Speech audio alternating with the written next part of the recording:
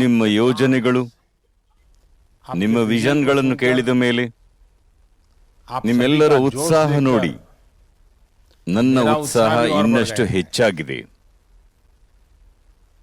ಗೆಳೆಯರೇ, ಇಂದು ದೇಶದ ಇಬ್ಬರು ಮಹಾನ್ ಪುತ್ರರು, ಭಾರತ ರತ್ನ ಜಯಪ್ರಕಾಶ್ ನಾರಾಯಣ್ ಮತ್ತು ಭಾರತ ರತ್ನ ನಾನಾಜಿ ದೇಶ್ಮುಖ್ ಇವರ ಜನ್ಮದಿನವೂ ಇದೆ.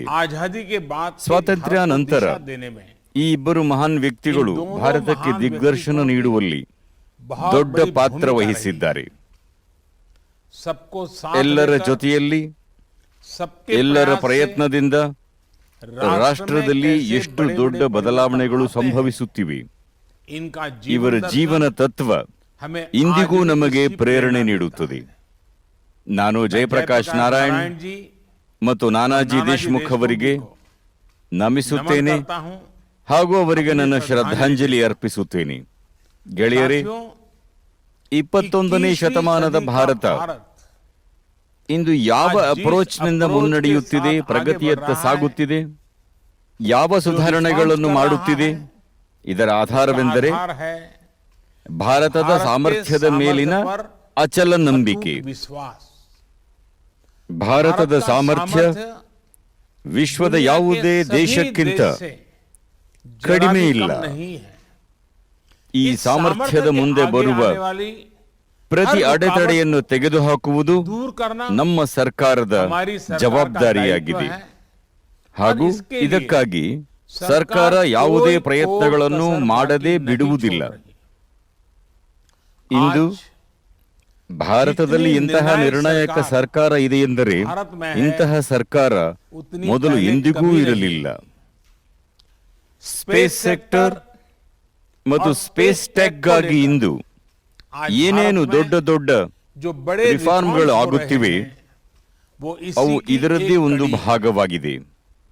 ಇಂಡಿಯನ್ ಸ್ಪೇಸ್ ಅಸೋಸಿಯೇಷನ್ ಸ್ಥಾಪನೆಗಾಗಿ ನಾನು ಮತ್ತೊಮ್ಮೆ ನಿಮ್ಮೆಲ್ಲರನ್ನೂ ಅಭಿನಂದಿಸುತ್ತೇನೆ, ನನ್ನ ಶುಭಾಶಯಗಳನ್ನು ತಿಳಿಸುತ್ತೇನೆ.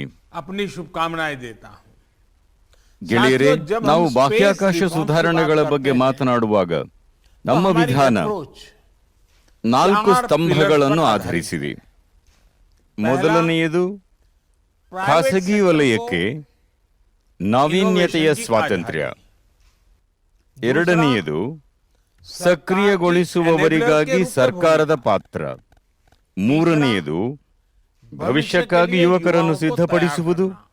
ಮತ್ತು ನಾಲ್ಕನೆಯದು ಬಾಹ್ಯಾಕಾಶ ಕ್ಷೇತ್ರವನ್ನು ಸಾಮಾನ್ಯ ಮನುಷ್ಯನ ಪ್ರಗತಿಗೆ ಸಂಪನ್ಮೂಲವನ್ನಾಗಿ ನೋಡುವುದು. ಈ 4 ಸ್ತಂಭಗಳ ಅಡಿಪಾಯ ತಮ್ಮಷ್ಟಕ್ಕೆ ತಾವೇ ಅಸಾಧಾರಣ ಸಾಧ್ಯತೆಗಳಿಗೆ ಬಾಗಿಲು ತೆರೆಯುತ್ತವೆ.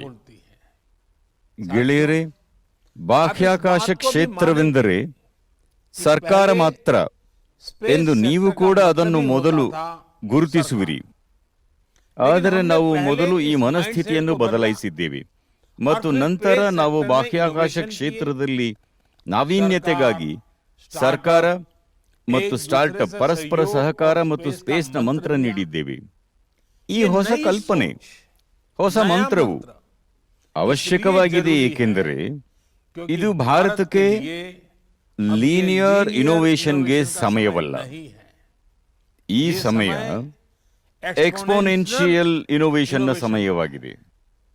ಮತ್ತು ಸರ್ಕಾರ ಹ್ಯಾಂಡ್ಲರ್ ಅಲ್ಲ, ಎನೇಬ್ಲರ್ ಪಾತ್ರವನ್ನು ವಹಿಸಿದಾಗ ಮಾತ್ರ ಇದು ಸಾಧ್ಯ. ಅದಕ್ಕಾಗಿ ಇಂದು ರಕ್ಷಣಾ ಕ್ಷೇತ್ರದಿಂದ ಹಿಡಿದು ಸ್ಪೇಸ್ ಸೆಕ್ಟರ್ ವರೆಗೆ ಸರ್ಕಾರ ತನ್ನ ಸ್ವಂತ ಪರಿಣತಿಯನ್ನು ಹಂಚಿಕೊಳ್ಳುತ್ತಿದೆ. ಖಾಸಗಿ ವಲಯಕ್ಕೆ ಲಾಂಚ್ ಪ್ಯಾಡ್ ಅನ್ನು ಒದಗಿಸುತ್ತಿದೆ. ಇಂದು ಇಸ್ರೋನ ಫೆಸಿಲಿಟೀಸ್ಗಳನ್ನು ಖಾಸಗಿ ವಲಯಗಳಿಗೆ ತೆರೆಯಲಾಗುತ್ತಿದೆ. ಈಗ ಈ ಪ್ರದೇಶದಲ್ಲಿ ಪ್ರಬುದ್ಧವಾಗಿರುವ ತಂತ್ರಜ್ಞಾನವನ್ನು ಪ್ರೈವೇಟ್ ಸೆಕ್ಟರ್ಗಳಿಗೆ ವರ್ಗಾವಣೆ ಮಾಡಲಾಗುವುದು. ನಮ್ಮ ಯುವ ಸಂಶೋಧಕರಿಗೆ ಉಪಕರಣಗಳನ್ನು ಖರೀದಿಸಲು ಸಮಯ ಮತ್ತು ಶಕ್ತಿ ಖರ್ಚಾಗುವಂತೆ ಆಗಬಾರದು. ಆದ್ದರಿಂದ ಸರ್ಕಾರ ಸ್ಪೇಸ್ ಎಸ್ಟೇಟ್ ಮತ್ತು ಸರ್ವಿಸಸ್ಗಳಿಗಾಗಿ ಅಗ್ರಿಗೇಟರ್ ಪಾತ್ರ ವಹಿಸುತ್ತಿದೆ. ಗೆಳೆಯರೇ, ಪ್ರೈವೇಟ್ ಸೆಕ್ಟರ್ನ ಭಾಗವಹಿಸುವಿಕೆಯನ್ನು ಅನುವು ಮಾಡುವುದಕ್ಕಾಗಿ ದೇಶ ಈ ಸ್ಪೇಸ್ನ ಸ್ಥಾಪನೆ ಮಾಡಿದೆ. ಈ ಸ್ಪೇಸ್ ಸೆಕ್ಟರ್ಗೆ ಸಂಬಂಧಿಸಿದ ಎಲ್ಲ ವಿಷಯಗಳಲ್ಲಿ ಒಂದು ಸಿಂಗಲ್ ವಿಂಡೋ ಸ್ವತಂತ್ರ ಏಜೆನ್ಸಿಯಾಗಿ ಕೆಲಸ ಮಾಡುತ್ತದೆ. ಇದು ಖಾಸಗಿ ವಲಯದ ಜೊತೆಗಾರರ ಯೋಜನೆಗಳಿಗೆ ಮತ್ತಷ್ಟು ಉತ್ತೇಜನ ನೀಡುತ್ತದೆ. ಗೆಳೆಯರೇ, ನಮ್ಮ ಬಾಹ್ಯಾಕಾಶ ಕ್ಷೇತ್ರ 130 ಕೋಟಿ ದೇಶವಾಸಿಗಳ ಪ್ರಗತಿಗೆ ಉತ್ತಮ ಮಾಧ್ಯಮವಾಗಿದೆ. ನಮಗೆ ಸ್ಪೇಸ್ ಸೆಕ್ಟರ್ ಅಂದರೆ ಸಾಮಾನ್ಯ ಮನುಷ್ಯನಿಗೆ ಉತ್ತಮ ಮ್ಯಾಪಿಂಗ್, ಇಮೇಜಿಂಗ್ ಮತ್ತು ಸಂಪರ್ಕ ಸೌಲಭ್ಯಗಳು. ನಮಗೆ ಸ್ಪೇಸ್ ಸೆಂಟರ್ ಅಂದರೆ ನವೋದ್ಯಮಿಗಳಿಗೆ ಸಾಗಣೆಯಿಂದ ವಿತರಣೆವರೆಗೆ ವೇಗದ ಹೆಚ್ಚಳ. ಬಾಹ್ಯಾಕಾಶ ವಲಯ ಅಂದರೆ ರೈತರು ಮತ್ತು ಮೀನುಗಾರರಿಗೆ ಉತ್ತಮ ಮುನ್ಸೂಚನೆ, ಉತ್ತಮ ಭದ್ರತೆ ಮತ್ತು ಆದಾಯ. ನಮಗಾಗಿ ಬಾಹ್ಯಾಕಾಶ ವಲಯದ ಅರ್ಥವೇನು? ಪರಿಸರ ವಿಜ್ಞಾನದ ಪರಿಸರದ ಉತ್ತಮ ಮೇಲ್ವಿಚಾರಣೆ, ನೈಸರ್ಗಿಕ ವಿಪತ್ತುಗಳ ನಿಖರ ಮುನ್ಸೂಚನೆ, ಸಾವಿರಾರು ಮತ್ತು ಲಕ್ಷಾಂತರ ಜನರ ಜೀವ ರಕ್ಷಣೆ. ದೇಶದ ಈ ಗುರಿಗಳು ಈಗ ಇಂಡಿಯನ್ ಸ್ಪೇಸ್ ಅಸೋಸಿಯೇಷನ್ನ ಸಾಮಾನ್ಯ ಗುರಿಗಳಾಗಿವೆ. ಗೆಳೆಯರೇ, ಇಂದು ದೇಶ ಏಕಕಾಲದಲ್ಲಿ ಅನೇಕ ಸುಧಾರಣೆಗಳನ್ನು ನೋಡುತ್ತಿದೆ, ಏಕೆಂದರೆ ಇಂದು ದೇಶದ ದೃಷ್ಟಿಕೋನ ಸ್ಪಷ್ಟವಾಗಿದೆ. ಈ ದೃಷ್ಟಿಕೋನ ಸ್ವಾವಲಂಬಿ ಭಾರತದ ದೃಷ್ಟಿಕೋನ. ಆತ್ಮನಿರ್ಭರ ಭಾರತ ಅಭಿಯಾನ ಕೇವಲ ದೃಷ್ಟಿ ಅಲ್ಲ, ಬದಲಿಗೆ ಚೆನ್ನಾಗಿ ಯೋಚಿಸಿದ, ಅಚ್ಚುಕಟ್ಟಾಗಿ ಯೋಜಿಸಿದ ಸಂಯೋಜಿತ ಆರ್ಥಿಕ ತಂತ್ರಕೌಶಲವೂ ಕೂಡ ಆಗಿದೆ. ಇದು ಭಾರತದ ಉದ್ಯಮಿಗಳಿಗೆ, ಭಾರತದ ಯುವಕರಿಗೆ ಸಹಾಯ ಮಾಡುವ ತಂತ್ರ. ಕೌಶಲ್ಯದ ಸಾಮರ್ಥ್ಯಗಳನ್ನು ಹೆಚ್ಚಿಸುವ ಮೂಲಕ ಭಾರತವನ್ನು ಇದು ಜಾಗತಿಕ ತಯಾರಿಕಾ ಶಕ್ತಿ ಕೇಂದ್ರವನ್ನಾಗಿ ಮಾಡುತ್ತದೆ. ಭಾರತದ ತಾಂತ್ರಿಕ ಪರಿಣತಿಯನ್ನು ಆಧರಿಸಿ ಭಾರತವನ್ನು ಹೊಸ ಹೊಸ ಶೋಧಗಳ ಜಾಗತಿಕ ಕೇಂದ್ರವನ್ನಾಗಿ ಮಾಡುತ್ತದೆ. ಅಂತಹ ಒಂದು ತಂತ್ರ ಜಾಗತಿಕ ಅಭಿವೃದ್ಧಿಯಲ್ಲಿ ಪ್ರಮುಖ ಪಾತ್ರ ವಹಿಸಿ ಭಾರತದ ಮಾನವ ಸಂಪನ್ಮೂಲ ಮತ್ತು ಪ್ರತಿಭೆಯ ಖ್ಯಾತಿಯನ್ನು ಜಾಗತಿಕವಾಗಿ ಬೆಳೆಸುತ್ತದೆ. ಆದ್ದರಿಂದ ಭಾರತ ಇದೀಗ ಸೃಷ್ಟಿ ಮಾಡುತ್ತಿರುವ ನಿಯಂತ್ರಕ ಪರಿಸರ ದೇಶದ ಹಿತಾಸಕ್ತಿ ಮತ್ತು ಪ್ರತಿಯೊಬ್ಬ ಪಾಲುದಾರರ ಹಿತಾಸಕ್ತಿ ಎರಡಕ್ಕೂ ಆದ್ಯತೆ ನೀಡಬೇಕು ಎಂದು ಬಹಳ ಕಾಳಜಿ ವಹಿಸುತ್ತಿದೆ. ಆತ್ಮನಿರ್ಭರ್ ಭಾರತ್ ಅಭಿಯಾನದ ಅಡಿಯಲ್ಲಿ ಭಾರತದ ಡಿಫೆನ್ಸ್, ಕಲ್ಲಿದ್ದಲು ಮತ್ತು ಗಣಿಗಾರಿಕೆಯಂತಹ ವಲಯಗಳನ್ನು ಈಗಾಗಲೇ ತೆರೆಯಲಾಗಿದೆ. ಸರ್ಕಾರ ಪಬ್ಲಿಕ್ ಸೆಕ್ಟರ್ ಎಂಟರ್ಪ್ರೈಸಸ್ಗಳಿಗೆ ಸಂಬಂಧಿಸಿದಂತೆ ಸ್ಪಷ್ಟವಾದ ನೀತಿಯೊಂದಿಗೆ ಮುಂದುವರಿಯುತ್ತಿದೆ ಮತ್ತು ಎಲ್ಲಿ ಸರ್ಕಾರದ ಅಗತ್ಯವಿಲ್ಲವೋ ಅಂತಹ ಹೆಚ್ಚಿನ ವಲಯಗಳನ್ನು ಖಾಸಗಿ ಉದ್ಯಮಗಳಿಗೆ ತೆರೆಯುತ್ತಿದೆ. ಏರ್ ಇಂಡಿಯಾಗೆ ಸಂಬಂಧಿಸಿದಂತೆ ಈಗ ತೆಗೆದುಕೊಂಡ ನಿರ್ಧಾರ ನಮ್ಮ ಬದ್ಧತೆ ಮತ್ತು ಗಂಭೀರತೆಯನ್ನು ತೋರಿಸುತ್ತದೆ.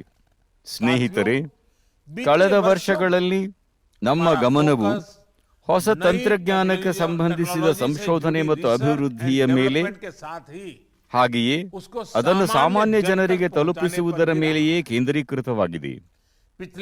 ಕಳೆದ 7 ವರ್ಷಗಳಲ್ಲಿ ನಾವು ಸ್ಪೇಸ್ ಟೆಕ್ನಾಲಜಿಯನ್ನು last mile delivery, leakage free ಹಾಗೂ ಟ್ರಾನ್ಸ್ಪರೆಂಟ್ ಗವರ್ನೆನ್ಸ್ನ ಪ್ರಮುಖ ಸಾಧನವನ್ನಾಗಿ ಮಾಡಿದ್ದೇವೆ. ಬಡವರ ಮನೆಗಳು, ರಸ್ತೆಗಳು ಮತ್ತು ಇತರ ಮೂಲಸೌಕರ್ಯ ಯೋಜನೆಗಳಲ್ಲಿ ಜಿಯೋ ಟ್ಯಾಗಿಂಗ್ ಅನ್ನು ಬಳಸಲಾಗುತ್ತದೆ. ಉಪಗ್ರಹ ಚಿತ್ರಣದ ಮೂಲಕ ಅಭಿವೃದ್ಧಿ ಕೆಲಸಗಳ ಮೇಲ್ವಿಚಾರಣೆ, ಬೆಳೆ ವಿಮೆ ಯೋಜನೆಯಡಿ ಕ್ಲೇಮ್ ಅನ್ನು ತ್ವರಿತವಾಗಿ ಇತ್ಯರ್ಥಪಡಿಸುವುದು, ನಾವಿಕ್ ಸಿಸ್ಟಂನಿಂದ ಕೋಟಿಗಟ್ಟಲೆ ಮೀನುಗಾರರಿಗೆ ಸಹಾಯವಾಗುವುದು, ಡಿಸಾಸ್ಟರ್ ಮ್ಯಾನೇಜ್ಮೆಂಟ್ಗೆ ಸಂಬಂಧಿಸಿದ ಪ್ಲಾನ್ಗಳನ್ನು ಮಾಡಲಾಗುವುದು ಪ್ರತಿಯೊಂದು ಕ್ಷೇತ್ರದಲ್ಲಿ ಸ್ಪೇಸ್ ಟೆಕ್ನಾಲಜಿ ಆಡಳಿತೆಯನ್ನು ಪ್ರೊಯಾಕ್ಟಿವ್ ಹಾಗೂ ಪಾರದರ್ಶಕ ಮಾಡುವುದರಲ್ಲಿ ಸಹಾಯ ಮಾಡುತ್ತಿದೆ. ಸ್ನೇಹಿತರೆ, ತಂತ್ರಜ್ಞಾನ ಎಲ್ಲರಿಗೂ ಲಭ್ಯವಾದಾಗ ಬದಲಾವಣೆ ಹೇಗೆ ಆಗಬಹುದು ಎಂಬುದಕ್ಕೆ ಇನ್ನೊಂದು ಉದಾಹರಣೆ ಡಿಜಿಟಲ್ ತಂತ್ರಜ್ಞಾನ. ಇಂದು ಭಾರತ ವಿಶ್ವದ ಅಗ್ರ ಡಿಜಿಟಲ್ ಆರ್ಥಿಕತೆಗಳಲ್ಲಿ ಒಂದಾಗಿದ್ದರೆ ಇದರ ಹಿಂದಿನ ದೊಡ್ಡ ಕಾರಣ ನಾವು ಡೇಟಾದ ಶಕ್ತಿ ಬಡವರಿಗೂ ಸುಲಭವಾಗಿ ದೊರಕುವಂತೆ ಮಾಡಿರುವುದು. ಆದ್ದರಿಂದ ಇಂದು ನಾವು ಕಟಿಂಗ್ ಎಡ್ಜ್ ಟೆಕ್ನಾಲಜಿಗಾಗಿ ಯಾವಾಗ ಬಾಹ್ಯಾಕಾಶವನ್ನು ಅನ್ವೇಷಿಸುತ್ತೇವೆ, ಆಗ ನಾವು ಕೊನೆಯ ಹಂತದಲ್ಲಿ ನಿಂತಿರುವ ನಾಗರಿಕನನ್ನು ನೆನಪಿಸಿಕೊಳ್ಳಬೇಕು. ಭವಿಷ್ಯದ ತಂತ್ರಜ್ಞಾನದಿಂದ ನಾವು ದೂರದ ಹಳ್ಳಿಗಳಲ್ಲಿರುವ ಬಡವರಿಗೆ ಸಹಾಯ ಮಾಡಲು ಸಾಧ್ಯವಾಗುತ್ತದೆ ಎಂಬುದನ್ನು ನಾವು ನೆನಪಿನಲ್ಲಿಟ್ಟುಕೊಳ್ಳಬೇಕು. ಅದರಲ್ಲಿ ಅತ್ಯುತ್ತಮ ದೂರಸ್ಥ ಆರೋಗ್ಯ ಸುಧಾರಣೆ, ಉತ್ತಮ ವಾಸ್ತವ ಶಿಕ್ಷಣ, ಪ್ರಕೃತಿ ವಿಕೋಪಗಳಿಂದ ಉತ್ತಮ ಮತ್ತು ಹೆಚ್ಚು ಪರಿಣಾಮಕಾರಿ ರಕ್ಷಣೆ, ಅಂತಹ ಅನೇಕ ಪರಿಹಾರಗಳು ದೇಶದ ಪ್ರತಿಯೊಂದು ವಿಭಾಗ, ಪ್ರತಿ ಮೂಲೆಯನ್ನು ತಲುಪಲು ಬಾಹ್ಯಾಕಾಶ ತಂತ್ರಜ್ಞಾನ ಇದಕ್ಕೆ ಬಹಳಷ್ಟು ಕೊಡುಗೆ ನೀಡಬಹುದು ಎಂಬುದು ನಮ್ಮೆಲ್ಲರಿಗೂ ತಿಳಿದಿದೆ.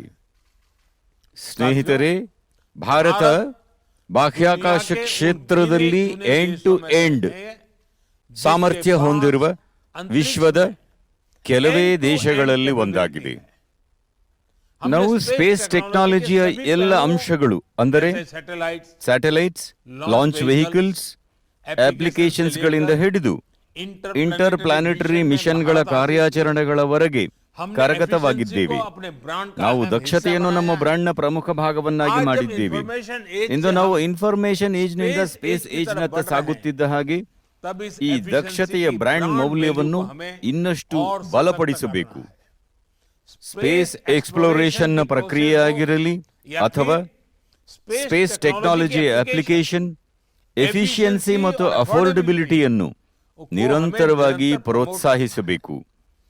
ನಮ್ಮ ಶಕ್ತಿಯೊಂದಿಗೆ ನಾವು ಮುಂದೆ ಸಾಗಿದಾಗ ಜಾಗತಿಕ ಬಾಹ್ಯಾಕಾಶ ಕ್ಷೇತ್ರದಲ್ಲಿ ನಮ್ಮ ಪಾಲು ಹೆಚ್ಚಾಗುವುದರಲ್ಲಿ ಸಂದೇಹವೇ ಇಲ್ಲ. ಈಗ ನಾವು ಬಾಹ್ಯಾಕಾಶ ತಂತ್ರಜ್ಞಾನಗಳ ಬಿಡಿಭಾಗಗಳ ಸರಬರಾಜಿನಿಂದ ಮುಂದೆ ಹೋಗಿ ಸಂಪೂರ್ಣ ಸರಬರಾಜಿನ ಸರಪಳಿ ಭಾಗವಾಗಬೇಕಾಗಿದೆ. ಎಲ್ಲಾ ಪಾಲುದಾರರ ಪಾಲುದಾರಿಕೆಯಿಂದ ಮಾತ್ರ ಇದು ಸಾಧ್ಯ.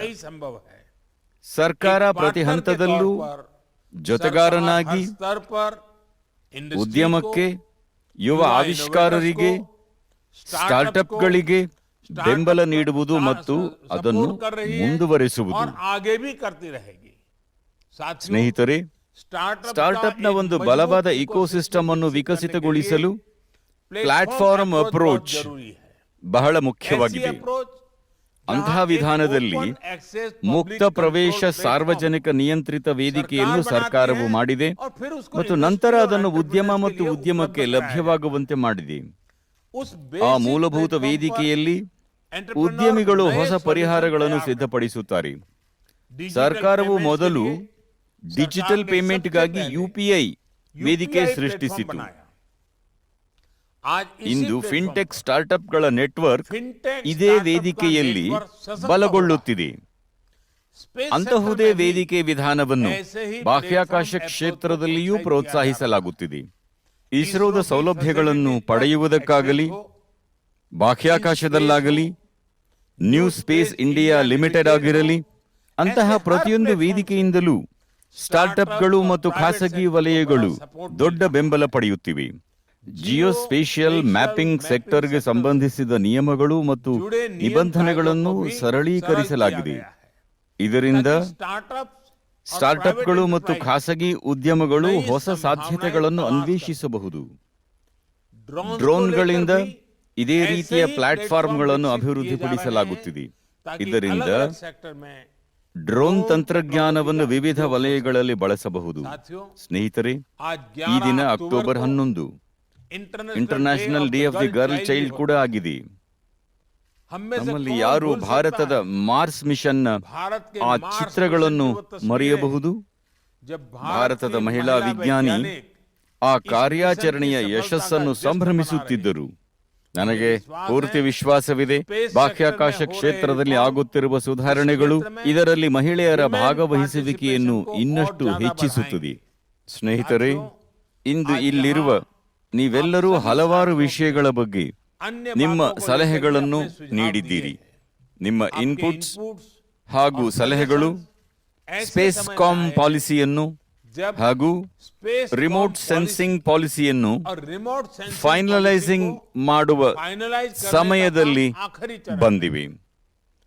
ಎಲ್ಲ ಪಾಲುದಾರರ ಸಕ್ರಿಯ ತೊಡಗಿಕೊಳ್ಳುವಿಕೆಯಿಂದ ದೇಶ ಶೀಘ್ರದಲ್ಲೇ ಉತ್ತಮ ನೀತಿಯನ್ನು ಪಡೆಯಲಿದೆ ಎಂದು ನನಗೆ ವಿಶ್ವಾಸವಿದೆ.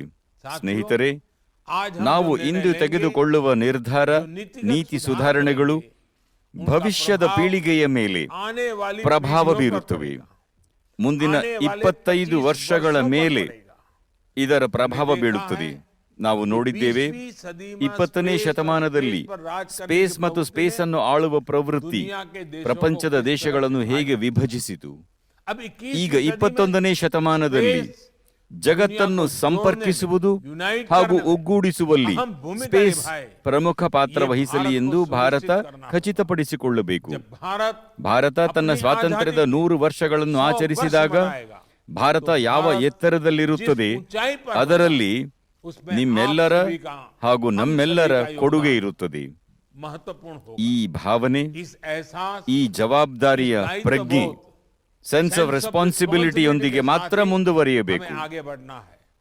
ಪ್ರತಿಯೊಬ್ಬರ ಪ್ರಯತ್ನದಿಂದ ಸಾರ್ವಜನಿಕ ಹಿತಾಸಕ್ತಿ ಮತ್ತು ರಾಷ್ಟ್ರೀಯ ಹಿತಾಸಕ್ತಿಗಾಗಿ ಕಟಿಂಗ್ ಎಡ್ಜ್ ಟೆಕ್ನಾಲಜಿ ಸಾಧ್ಯತೆಗಳನ್ನು ನಾವು ಅರಿತುಕೊಳ್ಳಬಹುದು ಹಾಗೂ ನಿಮ್ಮನ್ನು ಹೊಸ ಆಕಾಶಕ್ಕೆ ಕರೆದೊಯ್ಯಬಹುದು.